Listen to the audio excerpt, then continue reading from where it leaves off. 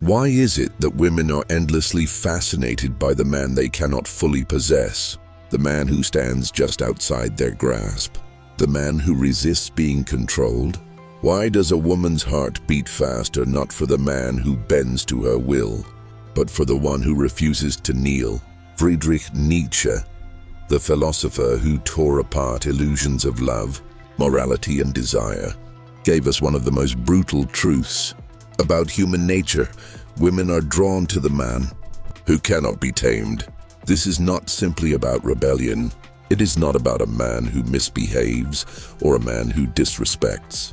It is about something deeper, something primal, the attraction to masculine willpower, to untamed vitality, to a man whose essence cannot be owned. Nietzsche understood that love, especially in its raw and passionate form, is bound up with struggle, power, and tension.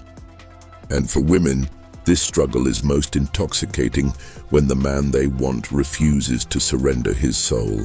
In this video, we will walk through Nietzsche's philosophy and uncover why women do not truly long for the man who gives them everything, but for the man who keeps something hidden, something untouchable, something that cannot be caged. We will see how the female psyche, guided by instincts as old as life itself, is magnetized toward the untamable, and we will expose how men lose themselves when they forget this truth. So let us begin. Part 1. The Untamed Spirit, Nietzsche's Vision of Desire.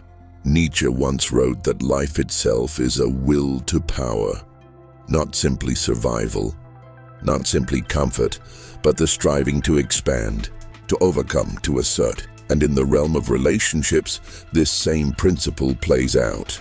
Women are not drawn to weakness, to submission, or to predictability. They are drawn to vitality, to the man whose energy is unconquered, whose inner world resists domination. Think of it this way: a man who is easily bent, who gives up his will at the first sign of affection, does not inspire respect. He becomes domesticated too quickly, like an animal that no longer roams the wilderness but is kept in a cage. Nietzsche would say that such a man has betrayed the very essence of masculinity, the spirit of freedom, danger, and transcendence. And once a man betrays that, a woman's attraction begins to wither. Women may claim they want comfort, certainty, and complete devotion. But underneath, in the hidden layers of their desire, they crave tension, mystery, and challenge. They want to feel the pulse of a man who will not give everything away, who withholds just enough to keep their imagination burning. This is why the man they cannot tame becomes unforgettable, because he embodies the will to power in its raw form. For Nietzsche, love was never a gentle merging of souls. It was a battlefield. Desire was a contest of wills, and the woman who tried to tame a man secretly respected him only if he resisted. The untamable man signals strength, and strength awakens admiration. She may try to bind him with affection, with jealousy, with expectation. But the more he resists total capture, the more she feels that intoxicating pull. And here lies the paradox. The woman outwardly demands love, security, and obedience, but inwardly, she knows that her passion cannot survive without the friction of resistance. If the man becomes too soft, too compliant, he loses the very edge that made her fall in love. Nietzsche exposes this contradiction mercilessly. Women admire not the man who bows, but the one who remains standing, untamed, even in love. Part 2. Why taming kills desire. Now let us confront a painful truth. Many men destroy their own attractiveness the moment they enter a relationship. At first they may appear bold, free, mysterious. The woman is drawn to their independence, to their untamed spirit. But then once they feel they have won her, they surrender their will. They become obedient, predictable, and overly available. They mistake devotion for submission, and that is where desire begins to die. Nietzsche would call this a betrayal of the masculine principle. For him, to be tamed is to be spiritually dead. Life demands struggle, overcoming, and tension. The moment a man becomes fully domesticated, he ceases to inspire respect. And respect, Nietzsche knew, is the foundation of female attraction. When a woman sees that a man can be entirely controlled, her unconscious mind registers weakness. He may still love her, he may still provide for her, but he no longer stimulates her deepest instincts. She feels secure, but security without danger becomes dull. The fire of passion is replaced by routine, and soon, she finds herself longing for the man who cannot be fully owned, the man who, even in intimacy, remains a little out of reach. This explains why women often chase men who seem unavailable, difficult, or resistant to commitment. It is not that they enjoy suffering. It is that their instincts are triggered by the presence of strength. A man who resists taming signals that he is valuable, that his will is unbreakable, that he has a center of gravity that cannot be shifted. And it is precisely this unyielding core that women find irresistible. Nietzsche's insight is brutal, but undeniable. Women do not want to destroy a man's freedom completely. They want to test it, to challenge it, to see if it can withstand the storm of their love. And when it does, they feel alive. But when it breaks too easily, when the man gives up his essence in exchange for affection, the game is over. Desire collapses, respect evaporates, love turns into pity, and pity for Nietzsche was the most poisonous of emotions. Thus, the man who wants to remain desirable must never allow himself to be fully tamed. He must remain untouchable in some part of his soul. He must keep his independence alive, his ambitions burning, his essence unbroken. For it is not weakness that sustains passion, it is strength. Part 3. The female psyche and the instinct for struggle. If you strip away the polite words of society, the masks of romance and the illusions of modern love, you will discover a primal law that Nietzsche never ceased to remind us of. Desire thrives in struggle. And for women, this struggle is not merely a social game, but a deep psychological instinct.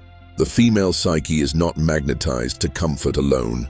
It is magnetized to the storm, the test, the tension, the friction that keeps passion alive. To understand this, we must look at history and myth. From the stories of ancient Greece to the tales of medieval Europe, women were drawn to warriors, poets, explorers, and rebels, men who stood outside the ordinary, men who lived dangerously. Why? Because these men embodied vitality, the very essence of the will to power. They could not be domesticated by society, and therefore they could not be domesticated by love. They were free spirits, and that freedom was intoxicating. Nietzsche recognized that in every woman there exists a paradox. On the surface, she may seek stability, safety, and predictability. But beneath the surface, in the depths of her instinct, she craves a man who tests her boundaries. She does not want a man who simply mirrors her will. She wants a man who stands in opposition, who resists, who demands more of her than comfort. This struggle awakens her vitality. It forces her to expand, to grow, to feel the pulse of life itself. Think of the way women often describe the man they cannot forget. He is not the man who was always available, always soft, always eager to please. He is the man who challenged her, who withheld just enough of himself, who refused to collapse entirely into her demands. That man lives in her memory not because he was easy to love, but because he was impossible to fully conquer. And impossibility is magnetic. Nietzsche would say that the female psyche is not designed to love what it already possesses in full. It is designed to love what it struggles toward, what it reaches for but cannot completely own. Desire needs an edge of frustration, an element of pursuit. Without struggle, there is no fire. Without resistance, there is no respect. And without respect, love turns into suffocation. Part 4. Power, mystery, and the unreachable core. There is a secret every man must understand. If he wishes to remain unforgettable in the heart of a woman, he must never allow her to see the end of him. He must never give away his entire soul, his every thought, his every weakness, his entire self. For Nietzsche, the essence of attraction lies in the unreachable core, that inner place within a man that cannot be taken, cannot be owned, cannot be subdued. This is what creates mystery. This is what fuels respect. A woman may love the man who is kind, who is loyal, who is supportive, but she will only burn for the man who contains a fire that she cannot touch, a depth she cannot fully penetrate. That depth is what keeps her imagination alive. It is what drives her to return again and again, searching for more, even when she knows she will never capture it fully. Nietzsche's idea of the Übermensch, the higher man, the one who creates his own values and refuses to live by the herd, fits perfectly here. The man who lives by his own code, who does not seek validation, who does not bend his will for comfort, is the man who embodies the untamable spirit. He cannot be bribed by affection or broken by pressure. He gives love, but he never gives away his essence. And this is what women find irresistible. Why? Because a man without mystery is a man without depth. Once a woman feels she has complete control, once she knows she can predict every thought, every move, every emotion, the spell is broken. The relationship becomes mechanical. She may feel safe, but she no longer feels the thrill of passion. Safety without danger is not love, it is comfort.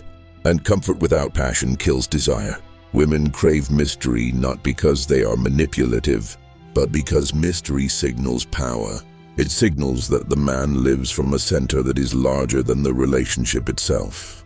He has a mission, a purpose, a destiny that no one can fully control.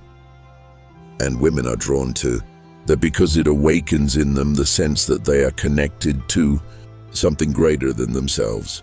This is why the untamable man, the one with an unreachable core, becomes the eternal object of female fascination. She may never fully possess him, but she will never forget him either.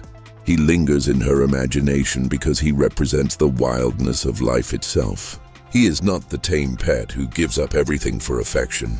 He is the wild force who offers love but refuses to lose himself in it. And it is that refusal that keeps her desire alive.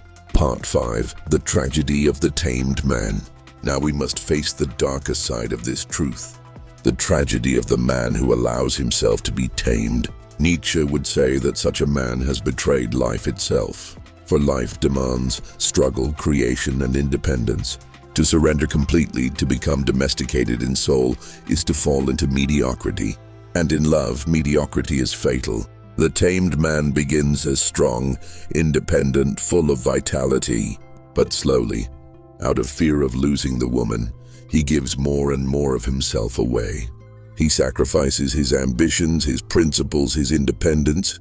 He stops being the man who attracted her in the first place and becomes the man who exists only to please her. And in doing so, he loses both her respect and his own dignity. Nietzsche warned us against pity, against the weakening of the will. A man who allows himself to be tamed is pitied, not admired. His love becomes suffocating, his devotion becomes desperate. And desperation, Nietzsche knew, is poison to attraction. The more he clings, the more she pulls away. The more he yields, the more she loses desire. This is the cruel paradox. The very thing the tamed man does to preserve love, surrender, is the very thing that destroys it. The woman no longer sees strength in him, only submission. She may still use him, still accept his devotion, but her heart no longer beats with passion for him. She turns her gaze outward, searching again for the man she cannot tame. Nietzsche's philosophy reveals why so many modern relationships collapse under the weight of comfort. When men forget their independence, when they stop pursuing their own path, when they allow love to become their only identity, they kill the very force that made them attractive. Women do not want to rule over men who have lost themselves. They want to be with men who remain free, men who challenge them, men who cannot be caged. Part 6. The Eternal Feminine and the Untamable Man. Nietzsche often spoke of the eternal feminine, not as an ideal of purity or weakness, but as a force of nature, wild and unpredictable, endlessly testing and endlessly desiring. The eternal feminine is not simply a woman as an individual, but womanhood as an instinct, as a drive, as a mysterious energy that pulls men into the struggle of love.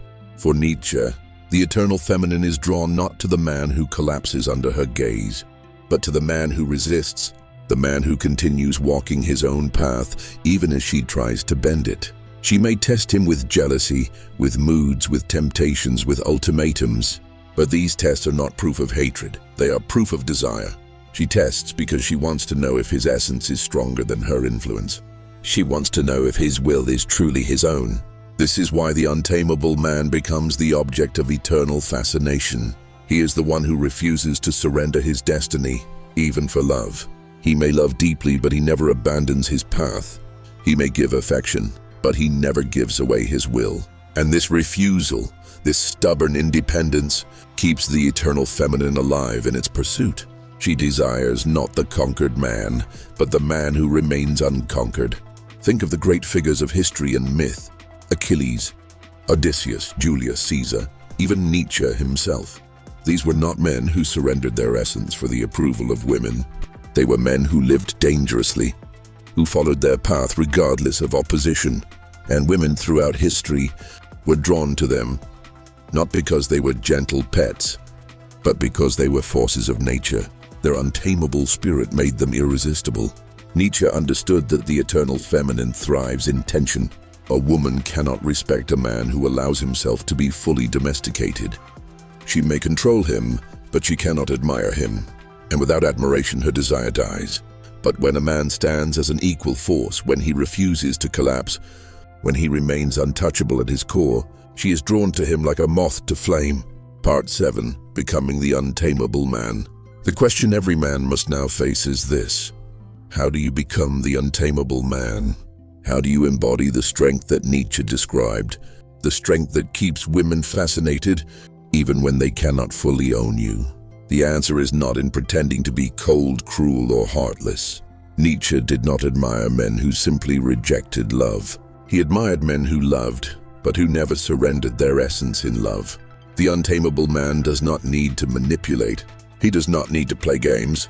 He simply needs to remain rooted in his will, his purpose, his independence. To become untamable, a man must live by his own values. He must have a mission greater than any relationship. He must carry within him a depth that no one can fully penetrate. He must be willing to walk away rather than betray his essence. This strength is not arrogance. It is integrity. It is the refusal to abandon oneself for comfort. When a man lives this way, women sense it immediately. They feel that he is not desperate for their approval, that his world does not collapse without their presence. And paradoxically, this makes him far more attractive. His independence awakens their instinct. His untouchable core keeps their imagination alive. His strength commands respect.